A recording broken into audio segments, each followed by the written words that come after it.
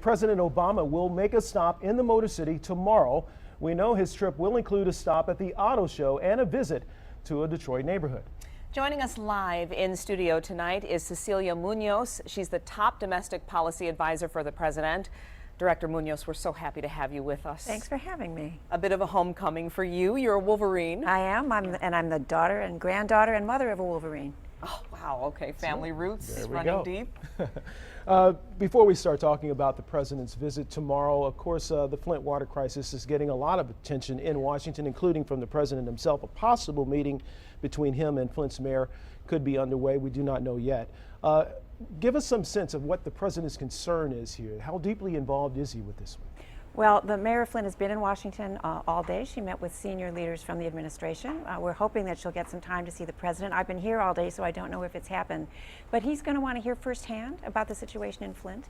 And I think they're going to want to talk about the federal effort that's being put in place to support the state and the city in its efforts, both to make sure people have the water that they need in the short term under the emergency declaration, but also to make sure that we're supporting the city in what is really a public health crisis. So the Department of Health and Human Services is going to send someone to be the point person for a federal effort to support the city. And it is a strong effort by the government. Many were hoping, and the governor in particular, hoping that it would be considered a catastrophe along a natural lines. Yeah. Can you explain the difference? So the emergency declaration that the governor requested was granted almost immediately. He's asked for a disaster declaration, and the statute doesn't provide for that. But more importantly, we recognize this is a public health situation, and so there is a federal team that's going into place now. In the short term, FEMA is going to lead that team to make sure people have water, and in the longer term, HHS is going to be taking a lead to make sure we support the city and state in this public health dynamic. The president will be in Detroit to go to the auto show. First president to do it since Bill Clinton in 1999. What does this say?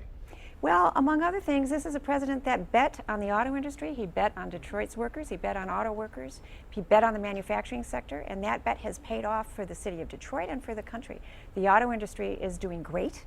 That's led to the creation of a lot of jobs. The manufacturing sector is bouncing back.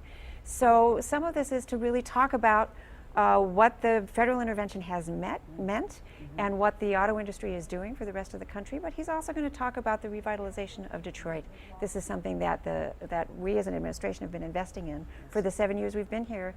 And you know, I was just meeting with neighborhood leaders in the city.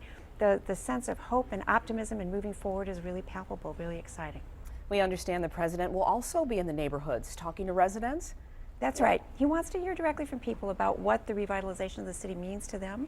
We know there's still work to do. He wants to hear from people about that work, but he also wants to hear about how we can be doing everything we can to make sure that we're creating jobs, making sure people are prepared for those jobs, and making sure that the federal government is a good partner to the city and the state.